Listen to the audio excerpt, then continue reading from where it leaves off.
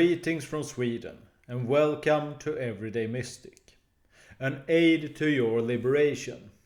My name is David, and in today's video I want to encourage you to start questioning everything basically that you have taken for granted. Everything that you have been brought up to believe is self-evident. Because what does it really mean that something is self-evident? Think about that one for a while. Now, when you realize beyond any shadow of a doubt that the world is not what it appears to be, anything becomes possible. This is self-evident if you think about it. Either the world is what it appears to be when we approach it with our five senses, or it's not, and then it can be anything else. Now, if we start to realize that this anything else is truer than five sense reality, then we of course want to start asking questions about what this is. There seems to be a spiritual component to this. So maybe the religious scriptures have something to tell us about this world. It doesn't mean that they are absolutely right, and it definitely does not mean that tradition or particular individuals have gotten it right. Not at all. Because you see, when you start thinking about it, you also realize that just because things have been repeated so many times that people take them for granted, it is no way an argument for believing them as absolute truths. And now I want to get to the next point, which is something that sounds very trivial, very banal, also very self-evident, but which it took me 41 years to actually understand the meaning of. That if you don't know something, you really don't know it. If you don't know whether something is right or wrong, or whether it's true or false, you don't know. And yet the world is so full of people with different views, different ideas, different convictions that are so extremely sure that this must be the way that things are. This must be the right thing to do. This must be the right thing to believe in. And this must be the right opinions to hold. But really this is just thought structures. And now let's take this into the realm which I went into just a moment ago. Namely, how our interpretation of religious texts, spiritual texts, have been shaped over time. Because you see, the thing is that when we look at how we come to different conclusions, it can sometimes be because of rational deliberation, logic, etc. But even when it is very rational deliberation behind it, there is still a big chance that our own subjectivity comes in and ruins it for us, distorts our image of the world, distorts how we interpret different aspects of it. So, when we look at how religious texts have been interpreted over time, it's people that have interpreted them. Often people with very huge egos, with power ambitions. And people that have a lot of unconscious wants, wishes, desires, fears, and an identity that they are not really clear with. In other words, personality usually shape our beliefs and opinions more than rational deliberation. And this goes for very smart people as well. So what should we do with this knowledge? Well, I don't think that we should take this into the realm of complete relativism. No, I believe rather that this should be taken as an invitation to look at things with a little more openness. Not the kind of openness where we, with some sense of false humility, say that, oh, now everyone's opinion is equally valid. This is not at all what I'm saying. In fact, I'm saying quite the contrary. Namely that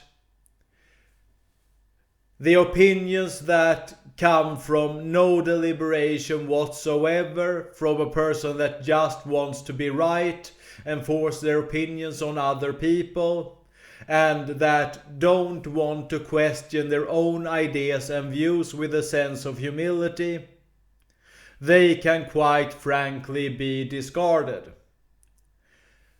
It is a very little chance that they actually have something of value to contribute to a conversation. So you might as well put down your time and energy towards a person that has actually taken his or her stance on different matters seriously. So, when we observe ourselves and look at our distorted worldview and how our brains interact with our reality and all of this, we can also come to the quite simple conclusion that the brain is a very strange apparatus, because it's so complex that we can't even imagine. But it's also so capable of being so wrong in so many instances.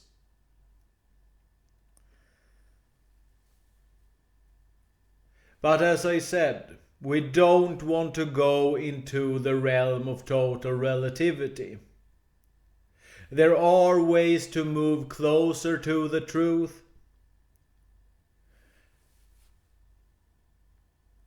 And I would say that an humble open-mindedness is a prerequisite of this.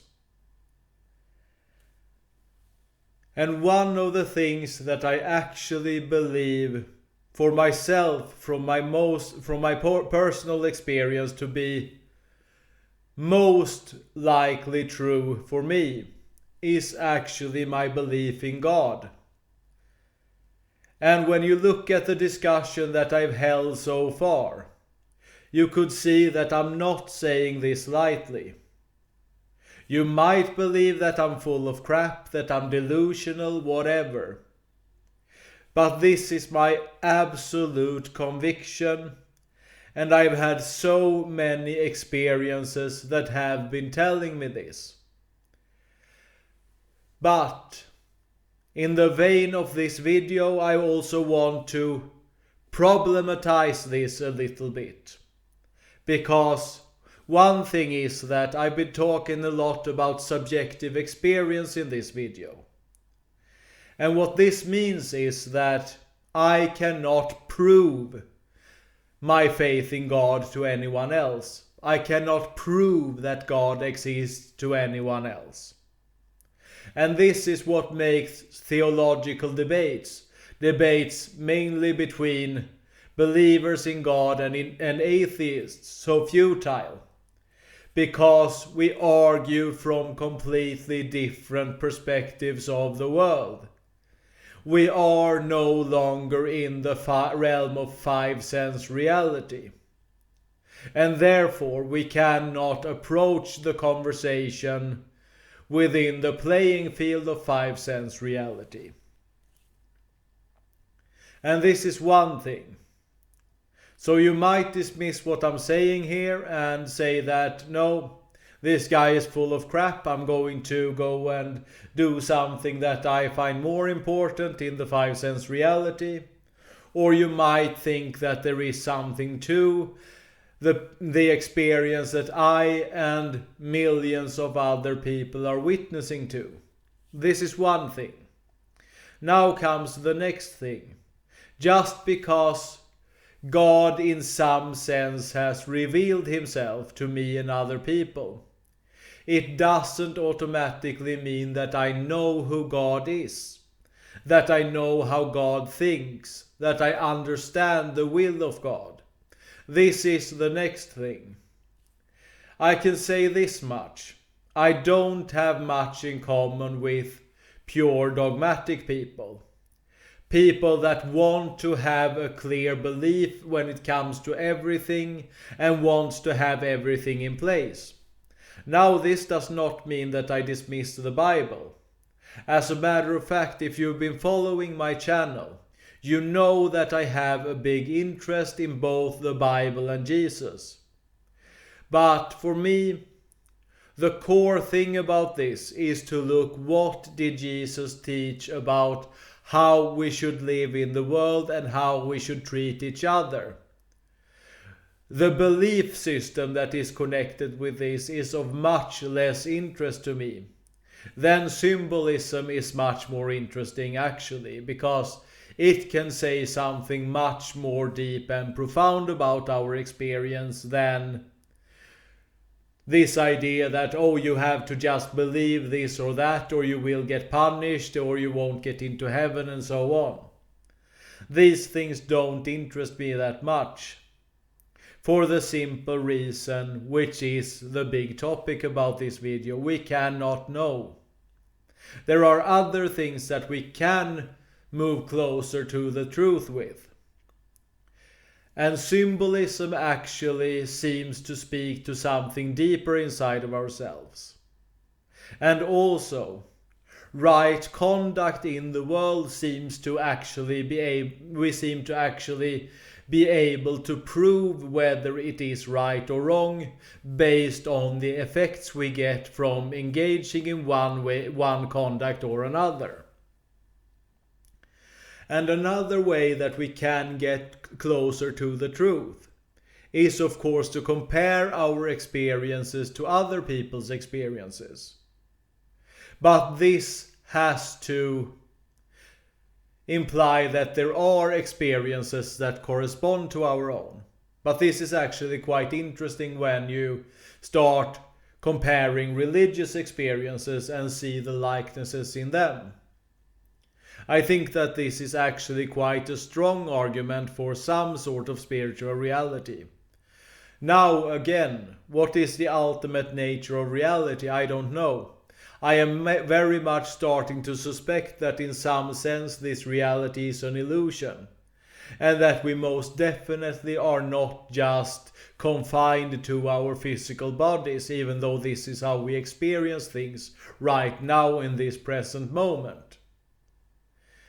And as I said, humble, honest, serious inquiry can somehow get us closer to the truth. But this is also something that I want to delve a little bit into, which I didn't mention before. When it comes to religious texts, we don't just have people's individual personal wills, wants, wishes, desires, etc. coloring how things are interpreted. Words and language are by its very nature also very imprecise.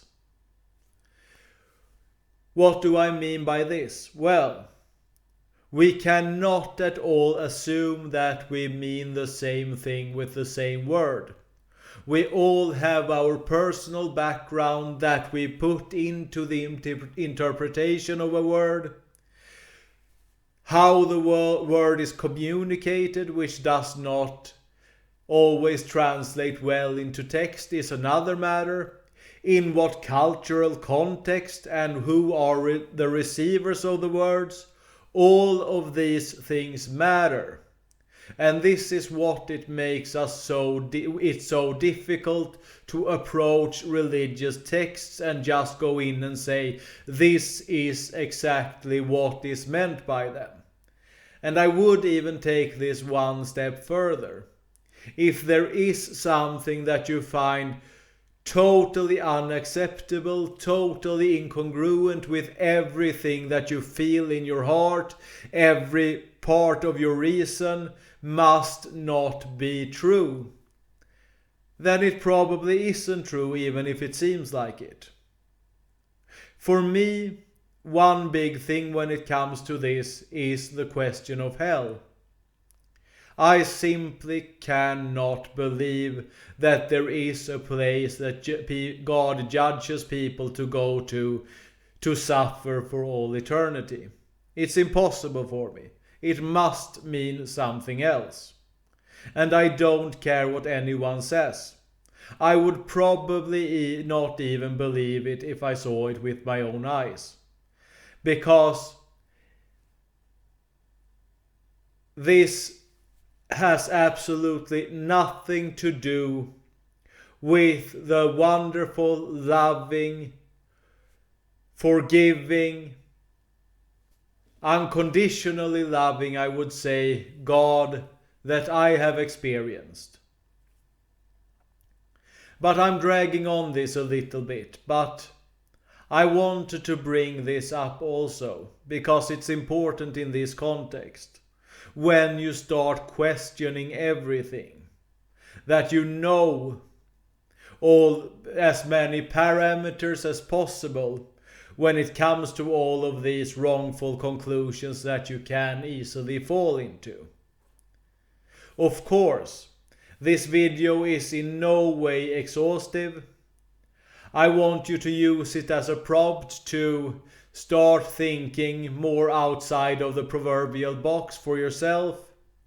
Start to question all of the things that you take for granted about the world, about the systems that you live in, about our values, our norms, etc. Are they serving us? Are they making us better people? Are they making us more loving? Are they causing more peace and order out in the world? Are things working the way that we approach them right now? And it's funny, and this is what I want to conclude with. If you take this humble open inquiry seriously, the human experience will very much turn into an exercise in realizing over and over again just how wrong we are.